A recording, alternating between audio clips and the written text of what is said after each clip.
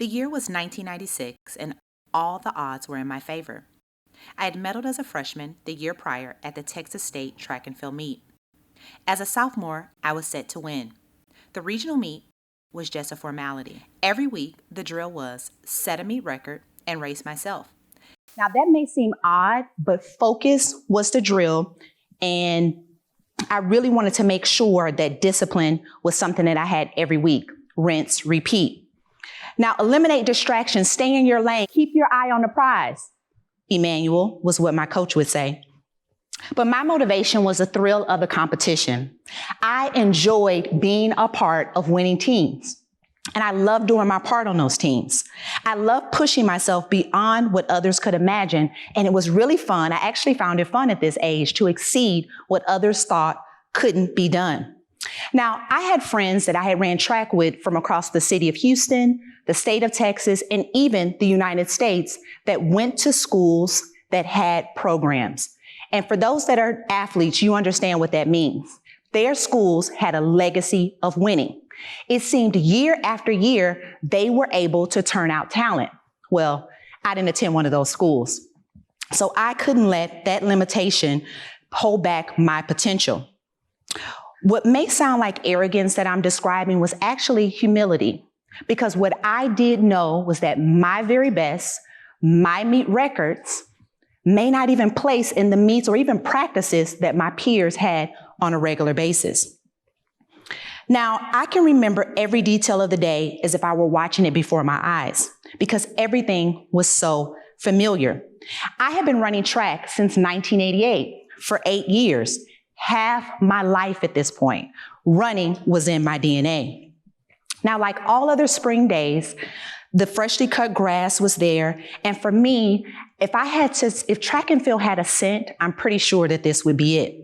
Now, for all of my local Texans, we know that it would not be a day in Texas without the heat and humidity there to remind us who was boss, right? But the other girls were sitting around, or other athletes were sitting around stretching and warming up for their events. The stands were packed with people that were anticipating the events ahead. But there were certain races that made people pay attention. The 100 meters was one of those races. It was my favorite. I was in lane 4, middle of the track, which meant I was the top seed. As I was setting my blocks, taking off my warm-up attire, the murmurs from the crowd began to have an alertness and anticipation, illuminating with energy. I had to collect myself. I began to think about having a really great start to the race. Then I began to think every step throughout the race, all the way across the finish line. This was a ritual that I did before every race. As the other girls got their blocks organized, I sat there and I'm looking down the track and I'm thinking about getting a PR, because a personal record would have been great today. In fact, I was sure this is what was needed to secure a top lane that day for the state meet. And secretly inside, I really wanted to go into the state meet with the best time, regardless of classification, school, or grade level. The official gives the mark gives us command for us to take our mark. Then we get started, and there is a false start. Now, for the runners, you know this is equivalent of a foul or a demerit, right? And at this time in track and field, you could get 2 of these before you were disqualified. Now, that may not seem like a lot, but imagine 8 people getting the chance at 2 mistakes. And why this would be annoying is because some people use this as a strategy. They would do this to distract others, because any misstep, any little bit of hesitation in a race this short could cost you. But we're off. Clean start. Yes, I feel really strong out of the blocks. Yes. Then I began to hear the crowd get really loud. The sound is almost like a heat, right? Then the excitement is almost like a wind pushing energy under our feet. 30, 40, 50 meters. I feel myself gaining momentum with each step as I dig my spikes into the track. And it was always at this point in the race that I would gauge if I had enough to edge out my competition. So I still feel like I had more to give, but today was different. I hear a loud pop, almost like a gun. But it wasn't the official. Actually, it wasn't even external. The sound was internal. Then the sound was followed by the sharpest pain I have ever felt in my life.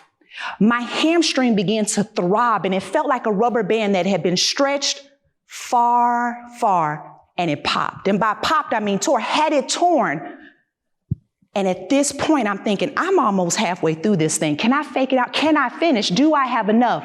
But my stride quickly turned to a hobble. Then my hobble to a hop. And I heard everyone gasp. And I actually felt what they saw, despair. Now, I don't actually remember a uniform color, a face, or what order people passed me by, but it was just too much for my 16-year-old mind to even process, because in a matter of seconds, my dreams had passed me by. So what do you do from here? I collect myself. And as soon as I crossed the line, it was almost as if I had been drowning and someone was there just the numbness disappears, and my coach and trainer are there to pull me from this fog that I was in.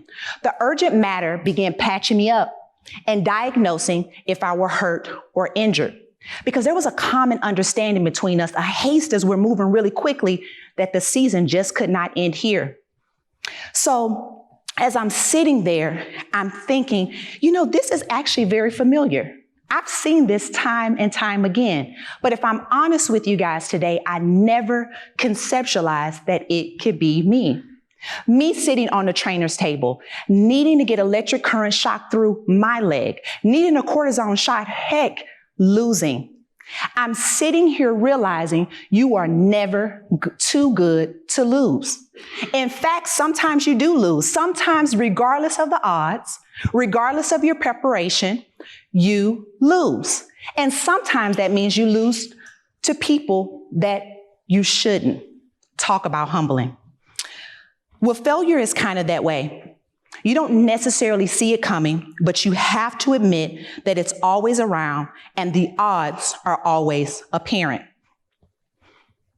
But this was a pivotal moment for me, because what I did know was I had a lot of questions, but I had to realize that nothing was going to be the same. I needed to fail forward. I needed to fail quickly, lean in and give it my all, regardless of how it may turn out. Because what I want you guys to understand was at the start of the race that day, I was starting at victory. But after this experience, how I saw that was so different, because no one said it was going to be okay or even asked, are you okay? Because they didn't know the answers. Now, when I think back about this experience, they didn't ask those questions because they didn't want to know the answer. Like, let's be real. Who wants to hear, I'm not okay?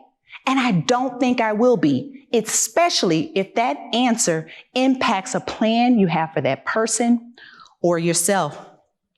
Well, despite all of this, I was able to put one foot in front of the other and qualify for the state meet in the 400 meters and the 4x400 meter relay that day. How?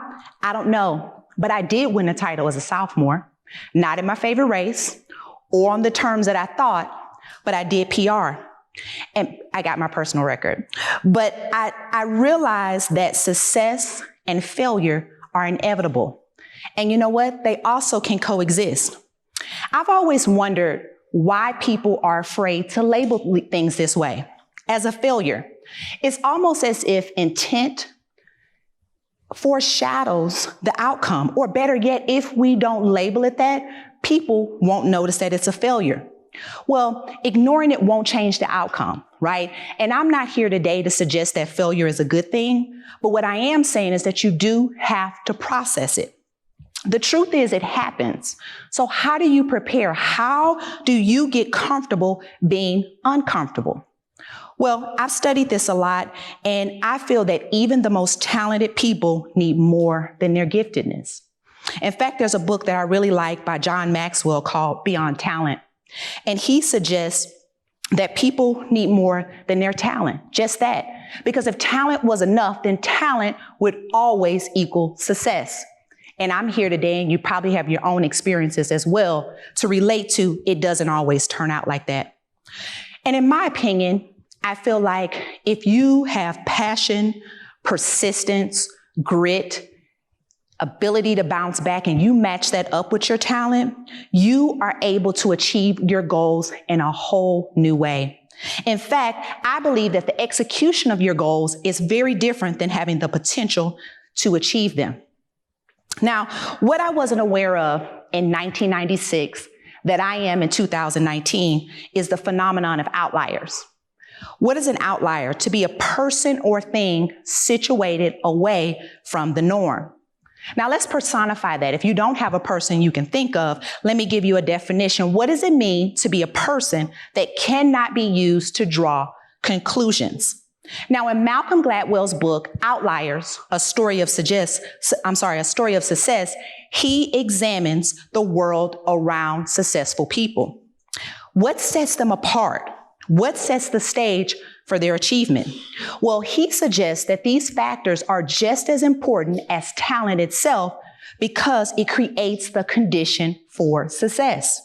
Now, how do you do that? You may be thinking. Well, I believe that sometimes that condition is accepting that now is the only time that matters. I have all the tools and resources I need to achieve the task ahead. Then I feel like you can think about everything you've experienced up until this point that equips you, right? And you can begin to channel what the more is, what the beyond talent is for you.